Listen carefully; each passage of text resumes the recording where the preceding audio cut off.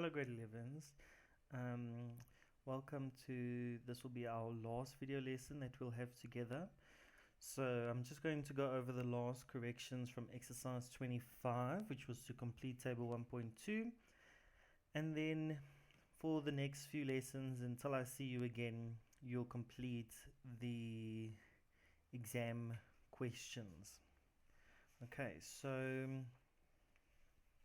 if we look, we start with, it says a swimming pool pump, tumble dryer, washing machine, cold water, and iron and electric frying pan is used. So the first step, like we did in our last lesson, would have been to calculate the power. To give the power from the table. So the swimming pool pump was 1000 watts. The tumble dryer was 3000 watts. The washing machine with cold water was 500 watts. The iron was also 500 watts. And the electric frying pan was 1500 watts. Then, like before, to get to kilowatts, you would have divided the watts by 1000. So that would have given you, for the swimming pool pump, 1 kilowatt.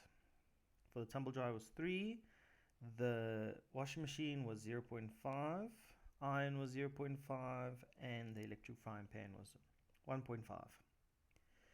Then the number of hours used was just taken from the question, so that would have been 4 3/4, 1.5, 3/4, 2 for the iron, and a half an hour for the electric frying pan. Then the amount of kilowatts would have just been the kilowatts hour. You would have just multiplied. So you would have had 1 times 4 3/4, which is just 4 3/4. This one is 4.5, 0.375, 1, 0.75. And if you added it together, you would have gotten 11.375. Okay, so let me do this in a different color so that you can just see. So we have to add all of these together to get that 11.375. And then to calculate the cost, we would have said, well, the cost would have equal to the total, 11.375, multiplied by, it said that it was 65 cents, right? Yes, per kilowatt. So 65 cents per kilowatt hour, which would have been equal to 739.38 cents, which would have been 7 Rand and 39 cents. Okay, remember, if you want to go from cents to rands, you just divide by 100. Okay, so that's to answer the question 1.2.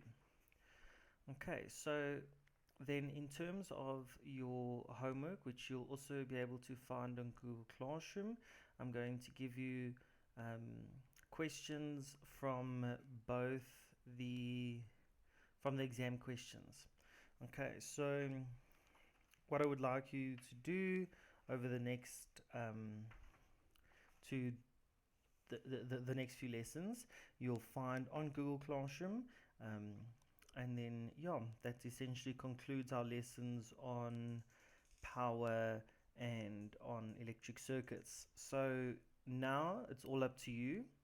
Okay, you have to practice as much as you possibly can, and then when I get back, we're going to move on to the next topic. Okay, so I wish you good luck. I wish you a good rest of your week, and then I will see you next week, Monday. Okay, bye bye, grade 11s.